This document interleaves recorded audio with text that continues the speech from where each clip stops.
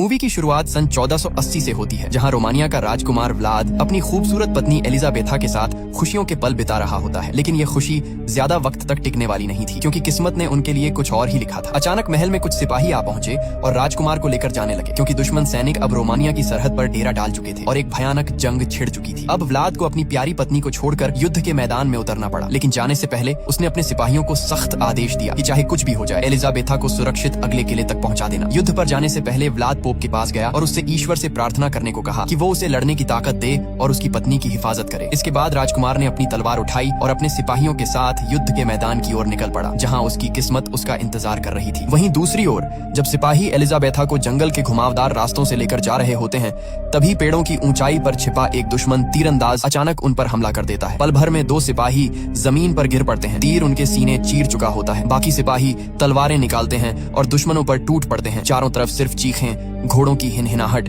और तलवारों की टकराहट गूंज रही थी। इसी अफरा तफरी में एलिजाबेथा अपने घोड़े को पूरी ताकत से दौड़ाती है और जंगल की ओर निकल पड़ती है। वहीं दूसरी ओर युद्ध के मैदान में व्लाद दुश्मनों पर हमला करने का ऐलान करता है। उसके सिपाही जमीन पर तेल फैलाकर उसमें आग लगा देते हैं और कुछ ही पलों में आग की एक विशाल दीवार खड़ी हो जाती है, जिसे देखकर दुश्मन भी कांप उठते हैं। अब दोनों सेनाएं टकरा जाती हैं। व्लाद की तलवार हवा को चीरती हुई दुश्मनों के सिरों को झुका देती है। खून और आग का संग्राम पूरे मैदान में फैल चुका था। लेकिन तभी एक घायल सिपाही लड़खड़ाते हुए व्लाद के पास आता है और कांपती आवाज में कहता है, महाराज, एलिजाबेथा पर हमला हुआ है। ये सुनते ही व्लाद के चेहरे का रंग उड़ जाता है। वो बिना एक पल गंवाए घोड़े पर सवार होता है और जंगल की तरफ निकल पड़ता है। उधर एलिजाबेथा उस भयानक जंगल में पहुंच चुकी थी, जहां बर्फ के नीचे सैकड़ों फंदे दबे थे, भालुओं को पकड़ने वाले खतरनाक ट्रैप। दुश्मन सिपाही उसका पीछा करते हुए वहीं पहुंचते हैं और एक एक करके उनके घोड़ों के पैर फंदों में फंस जाते हैं। तीरों की बौछार के बीच सिपाही गिर पड़ते हैं, लेकिन तभी किस्मत ने एलिजाबेथा से भी साथ छोड़ दिया। उसका घोड़ा भी एक फंदे में उलझकर जमीन पर गिर पड़ा। अब दुश्मन सिपाही तलवारें उठाकर बर्फ में रास्ता बनाते हुए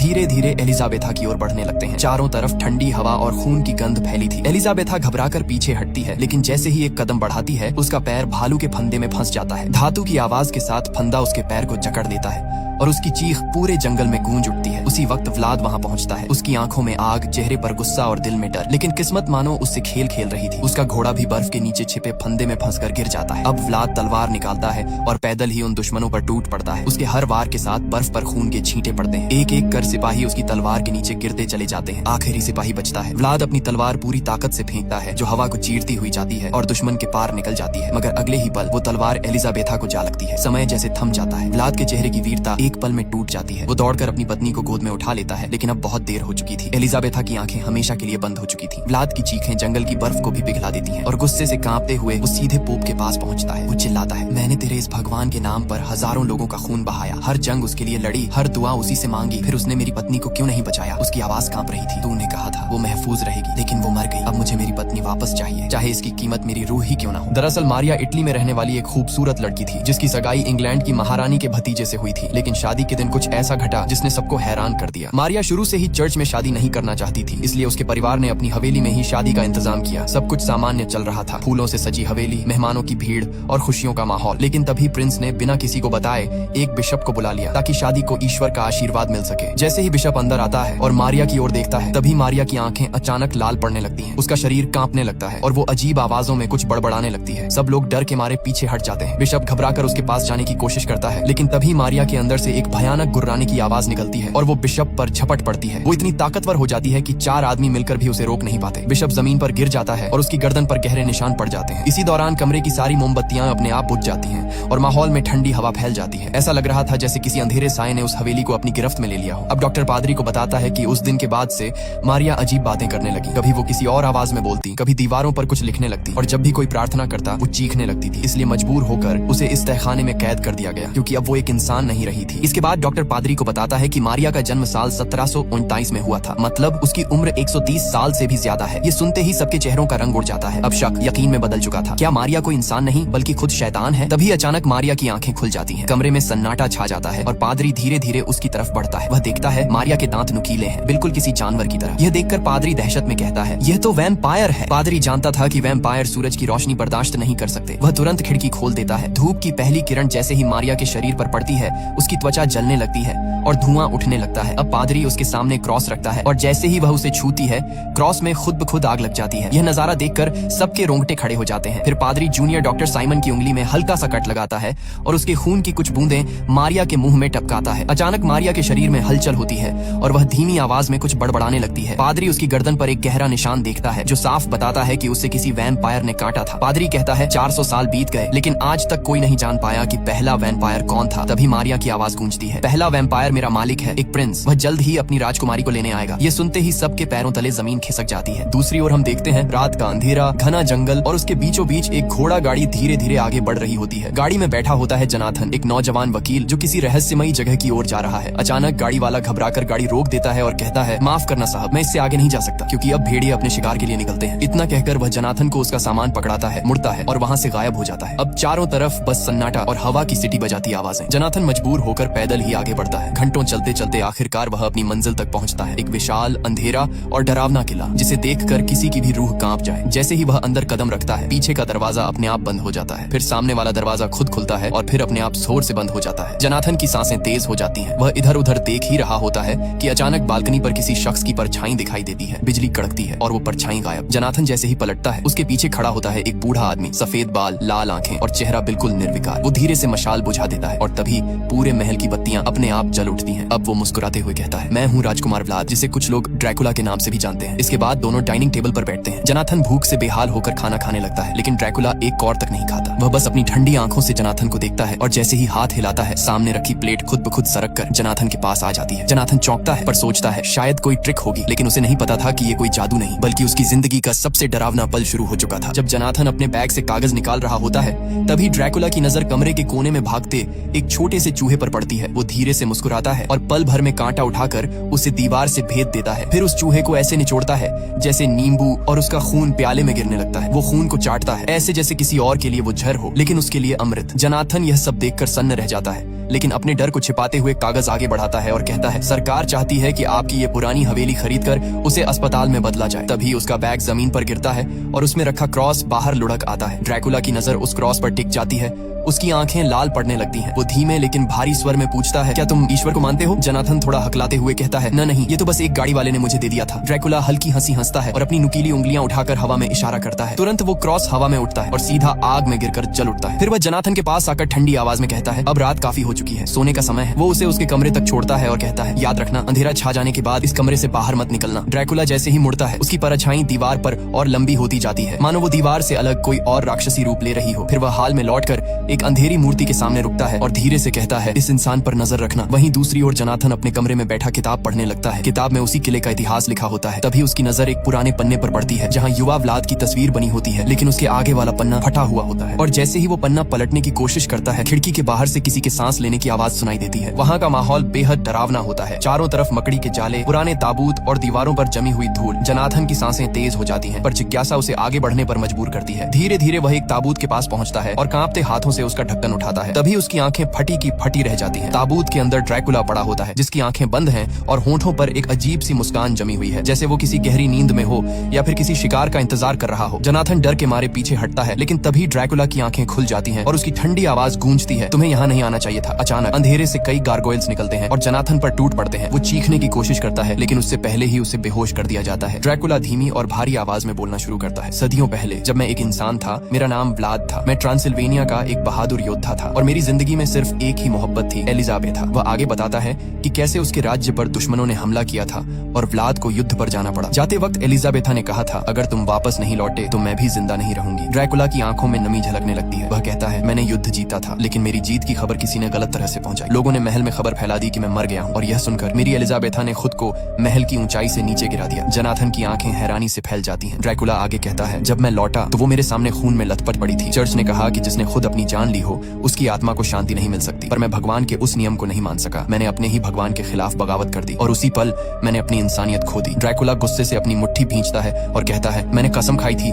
कि जब तक मैं अपनी एलिजाबेथा को वापस नहीं पा लेता तब तक मौत भी मेरा कुछ नहीं बिगाड़ सकती। जनाथन उसकी बातें सुनकर सहम जाता है, क्योंकि अब उसे समझ आ चुका था कि ड्रैकुला कोई आम राक्षस नहीं बल्कि एक टूटी हुई मोहब्बत का बदला हुआ चेहरा है। ड्रैकुला जनाथन को बताता है कि उसने सदियों तक सिर्फ एलिजाबेथा के लौटने का इंतजार किया, क्योंकि उसे यकीन था कि पवित्र आत्माएं दोबारा जन्म लेती है। उसने उसे हर जगह तलाशा पर ढूंढ पाना नामुमकिन था। ब्लैक प्लेग ने आधी औरतों को निगल लिया था और जो बची वे चर्च जैसे पवित्र स्थानों में चली गईं, जहां उसका कदम रखना मना था। वह तन्हा हो गया और एलिजाबेथा के प्यार में इतना पागल कि हताश होकर उसने महल की खिड़की से कूदकर अपनी जान देने की कोशिश की, मगर हर बार मौत उसे ठुकरा देती। तब उसने ठान लिया कि अगर वह उसे नहीं ढूंढ सकता तो एलिजाबेथा खुद उसके पास आएगी। 100 सालों तक उसने जादुई फूलों से एक ऐसा परफ्यूम तैयार किया जिसकी खुशबू किसी को भी मदहोश कर दे। वह इटली गया उसे आजमाने और वहाँ की औरतें उस इत्र की खुशबू से दीवानी होकर उसके पीछे भागने लगीं। अब वह उस खुशबू से हर किसी को नचा सकता था, मगर एक दिन उसे लगा कि आखिरकार उसे एलिजाबेथा मिल गई। लेकिन पास जाकर देखा तो वो कोई और थी। उस रात सब उसकी हंसी उड़ाने लगे और उसी पल उसने समझ लिया कि महफिलों में सिर्फ खूबसूरत औरतें मिलती हैं, एलिजाबेथा नहीं। ड्रैकुला कहता है कि जब उसे एहसास हुआ कि सच्चा प्यार सिर्फ एलिजाबेथा में ही था, तब उसने फैसला किया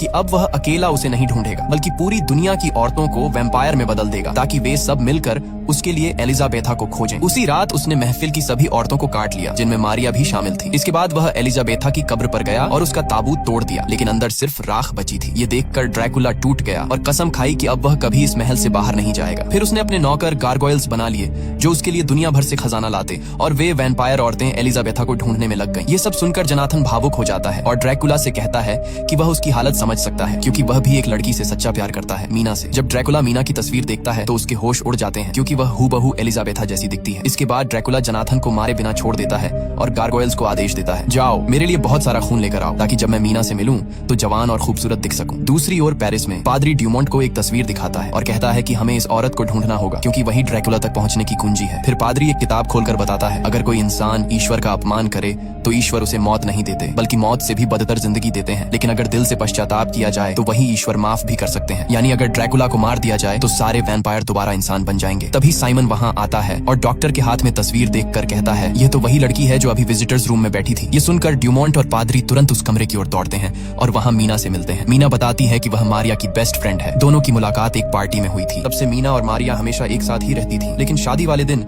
जब मारिया ने बिशप को देखा तो वह अचानक अजीब तरह से पागल सी हो गई थी। मीना बताती है कि कई बार उसे लगता था जैसे मारिया इस सदी की नहीं है, उसके अंदर कुछ रहस्यमय और परालौकिक बात जरूर थी। वहीं दूसरी ओर ड्रैकुला अब एक भिखारी का भेष बनाकर मठ में पहुंचता है। एक नन उसे पहचानती नहीं और दया दिखाते हुए मठ के अंदर लेकर आती है, लेकिन जैसे ही ड्रैकुला अंदर कदम रखता है वह अचानक अपना भेष उतार देता है। उसके चेहरे पर वही पुरानी खौफनाक शाही चमक लौट आती है। वह अपनी जेब से वो जादुई परफ्यूम निकालता है जिसे उसने सदियों पहले तैयार किया था और उसे यीशु की मूर्ति पर छिड़क देता है। कुछ ही पलों में उस इत्र की खुशबू पूरे मठ में फैल जाती है। उस खुशबू में कुछ ऐसा जादू था कि सभी नन एक एक करके मदहोश होकर ड्रैकुला की तरफ खींची चली जाती हैं, जैसे कोई अदृश्य ताकत उन्हें बुला रही हो। सबकी आंखों में नशा था और वे एक एक करके ड्रैकुला के पैरों में गिरने लगती हैं, जबकि ड्रैकुला एक खौफनाक मुस्कान के साथ उन पर नजर डालता है। नने उसके करीब आने के लिए पागलों की तरह तड़प रही थीं। जैसे ही वे ड्रैकुला के चारों ओर गिरीं, वह एक शैतानी मुस्कान के साथ उन पर टूट पड़ा। उसकी आंखें लाल अंगारों की तरह जलने लगीं और अगले ही पल उसने उनकी गर्दनों में अपने नुकीले दांत गड़ा दिए। पूरे मठ में चीखों की गूंज भर जाती है, लेकिन कोई भी उसे रोक नहीं पाता। कुछ ही पलों में पूरा मठ खून के सन्नाटे में बदल जाता है। वहीं दूसरी ओर किले में जनाथन अकेला पड़ा हुआ था। ये मौका देखकर वह पूरी ताकत लगाकर अपनी जंजीरें तोड़ देता है। जंजीरें टूटते ही वह सावधानी से अपने पैरों को जमीन पर टिकाता है और महल से बाहर निकलने के लिए चुपचाप तहखाने की ओर बढ़ता है। लेकिन तभी ऊपरी खिड़की से एक गारगोयल उसे देख लेता है। वह तुरंत जोर से गुर्राता है और अपने साथियों को बुला लेता है। जैसे ही जनाथन खिड़की की तरफ बढ़ता है, गारगोयल एक कुल्हाड़ी से उस कपड़े को काट देता है, जिससे जनाथन दीवार पर लटक जाता है। अब जनाथन दीवार से झूलता हुआ नीचे गिरता है और लुढ़कते हुए बर्फ से ढकी झील पर जा गिरता है। गारगोयल्स ऊपर से कूदकर उसकी ओर बढ़ते हैं। उनके पंजे बर्फ पर रगड़ खा रहे थे, लेकिन तभी एक गारगोयल बर्फ टूटने से झील में समा जाता है। यह देखकर बाकी पीछे हट जाते हैं। जनाथन ठंडी सांसों के बीच धीरे धीरे झील की सतह पर रेंगता हुआ आगे बढ़ता है। ठंड उसकी हड्डियों में उतर रही थी, लेकिन उसके कदमों में हिम्मत अब भी बाकी थी। इसके बाद हमें ड्रैकुला को दिखाया जाता है, जो अब पहले से कहीं ज्यादा जवान और ताकतवर नजर आ रहा था। उसका चेहरा चमक रहा था, जैसे सदियों की थकान अचानक मिट गई हो। अब वह साइमन के क्लिनिक पहुंचता है और वहां आते ही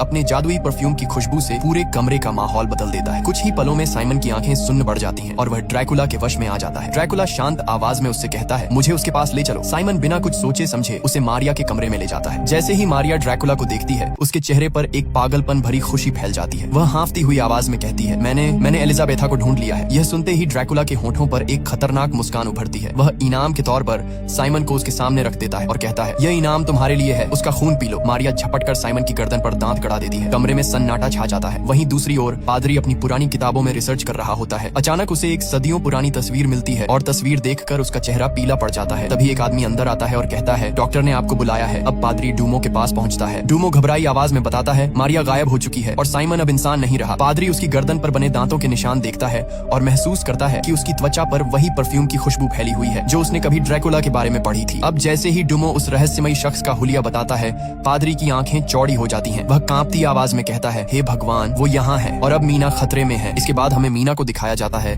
जो बहुत बेचैन और उलझन में दिखाई दे रही थी। तभी अचानक दरवाजे की घंटी बजती है। मीना दरवाजा खोलती है तो सामने मारिया खड़ी होती है, बिल्कुल स्वस्थ, जवान और पहले जैसी खूबसूरत। मीना हैरान होकर पूछती है, तुम तो बीमार थी ना? मारिया मुस्कुराते हुए जवाब देती है कि डॉक्टर ड्यूमोंट ने उसे अब घर जाने की इजाजत दे दी है। फिर वो मीना को बताती है कि उसका एक बहुत खास दोस्त है जो उससे मिलने के लिए बेसब्री से इंतजार कर रहा है। मारिया मीना से कहती है कि वो अच्छे कपड़े पहन ले क्योंकि वो दोनों बाहर जा रही हैं। कुछ देर बाद दोनों एक शानदार होटल पहुंचती हैं जहां ड्रैकुला पहले से ही उनका इंतजार कर रहा होता है। जैसे ही ड्रैकुला की नजर मीना पर पड़ती है उसकी आंखें ठहर जाती हैं। ऐसा लगता है जैसे उसने अपनी खोई हुई मोहब्बत एलिजाबेथा को फिर से पा लिया। मारिया मुस्कुराकर मीना की मुलाकात ड्रैकुला से करवाती है। ड्रैकुला उसकी तारीफों में डूब जाता है। तुम्हारी आंखें जैसे सदियों पुरानी किसी याद का आईना हो। वो उसका हाथ थामकर चूम लेता है। मीना के जहन में अचानक अजीब अजीब विजन आने लगते हैं, जैसे उसने ड्रैकुला को पहले भी कहीं देखा हो, बहुत पहले। वो घबरा जाती है और तुरंत बाहर जाने का बहाना बना लेती है, लेकिन ड्रैकुला भी उसके पीछे मेले तक पहुंच जाता है। वहां मीना एक हॉन्टेड हाउस में जाती है जहां अचानक एक नकली कंकाल गिरने से डर जाती है। ड्रैकुला तुरंत उसे बाहर खींच लाता है। बाहर निकलकर मीना गन शूटिंग गेम खेलने लगती है। तभी ड्रैकुला पीछे से आकर उसके हाथों को थाम लेता है और निशाना लगाना सिखाने लगता है। उस पल मीना को फिर वही पुराने विजन दिखाई देने लगते हैं, जैसे किसी और जिंदगी की यादें हों। कुछ देर बाद दोनों होटल लौटते हैं। वहां ड्रैकुला मीना को एक छोटा सा म्यूजिक बॉक्स दिखाता है, वही जो उसने सदियों पहले अपनी पत्नी एलिजाबेथा को दिया था। उसकी आंखों में अब भी वही अधूरी मोहब्बत झलक रही थी। उस म्यूजिक बॉक्स से एक पुरानी रहस्यमयी धुन बजने लगती है। मीना उस धुन को ध्यान से सुनती है और अचानक उसके चेहरे का रंग बदल जाता है। उसे ये धुन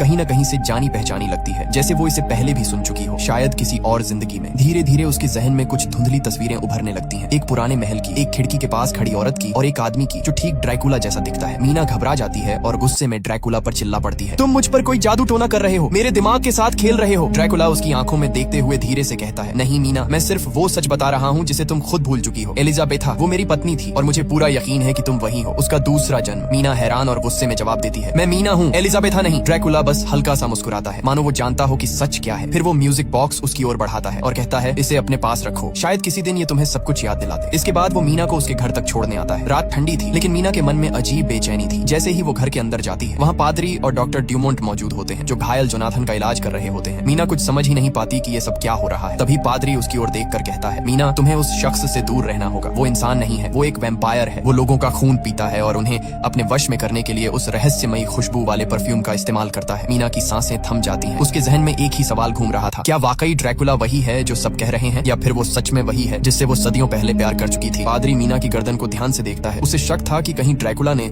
उस पर अपने दांतों के निशान तो नहीं छोड़े, लेकिन उसके गले पर कोई भी निशान नहीं था। इससे वो और भी उलझन में पड़ जाता है। मीना अब और कुछ नहीं सुनना चाहती थी। उसकी आंखों में डर और उलझन साफ झलक रही थी। वो तेजी से वहां से भागती है और अपने कमरे में जाकर दरवाजा बंद कर लेती है। अब वो फूट फूट कर रोने लगती है। उसे समझ नहीं आ रहा था कि आखिर उसके साथ हो क्या रहा है। उसका दिल ड्रैकुला की ओर खींचता जा रहा था, लेकिन दिमाग बार बार उसे उससे दूर रहने को कह रहा था। रोते रोते उसकी नजर उस छोटे से म्यूजिक बॉक्स पर पड़ती है जो ड्रैकुला ने उसे दिया था। वह धीरे से उसे खोलती है। जैसे ही बॉक्स खुलता है वही पुरानी धुन बजने लगती है, वही जो उसने पहले सुनी थी। मीना की आंखें झपकती हैं और अचानक उसके सामने अतीत के कुछ दृश्य उभरने लगते हैं। वो एक महल में खड़ी है, सफेद गाउन पहने हुए, और ड्रैकुला उसके सामने झुककर उसका हाथ चूम रहा है। उस पल की गर्माहट, वो एहसास, सब कुछ उसे सच्चा लगने लगता है। धीरे धीरे वो इन विजनों में पूरी तरह खो जाती है, लेकिन जैसे ही उसकी आंखें खुलती हैं वो डर से पीछे हट जाती है क्योंकि ड्रैकुला ठीक उसके सामने खड़ा था। मीना की सांसें तेज हो जाती हैं। वो कांपती हुई आवाज में कहती है, तुम यहाँ क्या कर रहे हो? यहाँ से चले जाओ, प्लीज चले जाओ। ड्रैकुला शांत नजरों से उसे देखता है और कहता है, अगर मैं चला गया तो क्या तुम्हारा दिल भी मुझे भुला पाएगा मीना? मीना कुछ नहीं कह पाती, लेकिन उसकी आंखों में डर और मोहब्बत दोनों की झलक साफ दिख रही थी। ड्रैकुला की आंखों में दर्द और सच्चाई दोनों झलक रहे थे। वह मीना के करीब जाकर धीरे से कहता है, मीना, तुम्हें नहीं पता मैं कितनी सदियों से तुम्हारा इंतजार कर रहा हूँ। लेकिन मीना चीखते हुए पीछे हट जाती है। बस अब और कुछ मत कहो। वो कांप रही थी, डर और उलझन से भरी हुई। ड्रैकुला गहरी सांस लेता है और खिड़की की ओर बढ़ जाता है। वो बाहर झांक कर ठंडी हवा में देखता है, फिर कहता है, अगर तुम्हें मेरी सच्चाई सुननी ही नहीं तो शायद मेरे होने का कोई मतलब नहीं। वो खिड़की से नीचे कूदने को होता है कि मीना घबरा कर चिल्लाती है, रुको, क्या तुम खुदकुशी करने वाले हो? ड्रैकुला मुड़कर उसकी तरफ देखता है और कहता है, मैं मौत से कब का गुजर चुका हूँ मीना, अब सिर्फ तुम्हारे बिना जीना ही असंभव है। वो आगे बढ़ता है और अपने हाथ में पकड़ी इत्र की शीशी दिखाता है। तुम सोचती हो मैंने तुम्हें वश में किया? मैंने कभी भी इस परफ्यूम का इस्तेमाल तुम पर नहीं किया। इतना कहकर वो उस शीशी को आग में फेंक देता है। मीना की आंखों से आंसू बहने लगते हैं। वो कांपती आवाज में कहती है, लेकिन तुम इंसानों का खून तो पीते हो। ड्रैकुला धीरे से सिर झुकाता है, हाँ मीना, मैं खून पीता हूँ क्योंकि अब मैं इंसान नहीं रहा। मैं एक श्रापित आत्मा हूँ, एक वैम्पायर, लेकिन तुम्हारा खून कभी नहीं पीऊंगा, कसम है मुझे। तभी मीना की नाक से थोड़ा खून टपकने लगता है। ड्रैकुला अनजाने में उसे अपनी उंगली से पोंछता है और जैसे ही उसका जिसका खून उसकी जीभ को छूता है वो एक पल के लिए रुक जाता है। उसकी आंखों में एक पुराना दर्द चमकता है। अब वह मीना का हाथ पकड़कर धीरे से कहता है, तुम्हारा खून, तुम्हारी खुशबू, सब कुछ वैसा ही है जैसे सदियों पहले था। तुम ही मेरी एलिजाबेथा हो। मीना की सांसें थम सी जाती हैं। उसे फिर वही पुराने पल दिखने लगते हैं। वो महल, वो गाउन, वो प्यार भरी नजरों से उसे देखता ड्रैकुला, और तभी उसे सब कुछ याद आ जाता है। उसकी आंखों से आंसू बह निकलते हैं। वो कांपती आवाज में कहती है, हाँ अब मुझे सब याद आ गया। मैं ही एलिजाबेथा हूँ और तुम मेरे व्लाद हो। ड्रैकुला की आंखों में चमक लौट आती है। दोनों एक दूसरे के पास आते हैं और फिर सदियों से अधूरा उनका प्यार आखिरकार पूरा हो जाता है। वो एक दूसरे के आलिंगन में खो जाते हैं, जहाँ वक्त, मौत और श्राप सब मानो ठहर जाते हैं। पादरी अपनी राइफल उठाकर पीछे हटता है, लेकिन मारिया अब पूरी तरह वैम्पायर बन चुकी थी। उसकी आंखें लाल चमक रही थीं और उसके दांत बाहर निकले हुए थे। वह पादरी की गर्दन पकड़कर दीवार से पटक देती है। तभी पीछे से जत्थन लोहे की छड़ उठाकर उसके ऊपर वार कर देता है। छड़ उसकी पीठ के आर पार निकल जाती है, पर फिर भी वो रुकती नहीं। वह जोर से चिल्लाती है, तुम सब इंसान हो, लेकिन प्यार के असली मायने कभी नहीं समझोगे। अब वो हेनरी की तरफ मुड़ती है, जो जमीन पर पड़ा कराह रहा था। पादरी जल्दी से क्रूस उठाकर उसके सामने लहराता है। जैसे ही क्रूस की रोशनी उस पर पड़ती है, मारिया दर्द से चिल्लाने लगती है। उसकी त्वचा जलने लगती है और वो पीछे हटती है। तभी पादरी मौका देखकर अपने जैकेट से पवित्र पानी की शीशी निकालता है और उसके ऊपर फेंक देता है। पानी के पड़ते ही उसके चेहरे से धुआं निकलने लगता है। वो तड़पती हुई चीखती है और कहती है, ड्रैकुला मुझे बचाओ, लेकिन अब कोई जवाब नहीं आता। धीरे धीरे उसका शरीर राख में बदलने लगता है और हवा में उड़ जाता है। सब लोग एक पल के लिए चुप हो जाते हैं। हेनरी जमीन पर पड़ा कराहता है। पादरी उसकी मदद करने के लिए झुकता है। तभी जत्थन कहता है, अब देर नहीं करनी चाहिए, मीना खतरे में है और वो अब शायद इंसान नहीं रही। पादरी सिर हिलाकर कहता है, हाँ अब हमें ड्रैकुला के किले में ही जाना होगा। वहीं यह सब खत्म होगा, या तो ड्रैकुला मरेगा या हम। इसके बाद तीनों हथियार लेकर रात के अंधेरे में निकल पड़ते हैं, सीधे उस किले की ओर जहाँ सदियों पुरानी बुराई उनका इंतजार कर रही थी। गोले किले की दीवारों से टकराते हैं और धमाके के साथ इधर उधर उड़ते हैं, लेकिन ड्रैकुला और मीना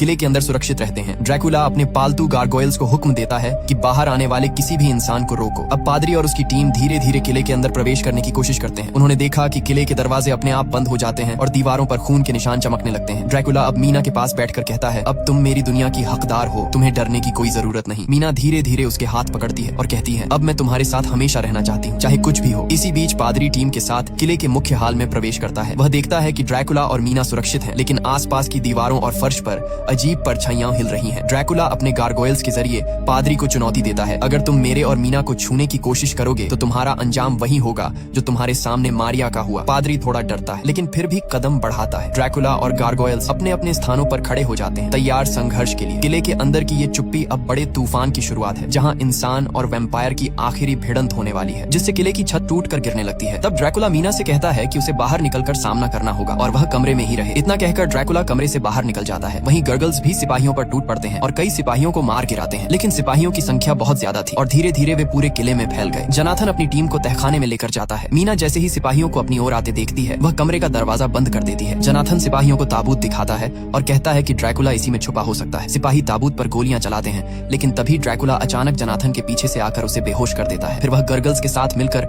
सिपाहियों पर टूट पड़ता है और कुछ ही देर में कई सिपाहियों को ढेर करता है। किले में आते ही सिपाही एक एक करके ड्रैकुला की ताकत के सामने झुकते जाते हैं। तभी हेनरी मौका देखकर ड्रैकुला पर गोलियां चला देता है, लेकिन ड्रैकुला पर इसका कोई असर नहीं होता। अब ड्रैकुला ने हेनरी की गर्दन काट दी और दरवाजा बंद कर दिया ताकि कोई सिपाही अंदर न घुस सके। इसके बाद वह अपनी तलवार पादरी के गले पर रख देता है। पादरी डर के मारे जमकर खड़ा रह जाता है और फुसफुसाता है, तुम क्या करोगे?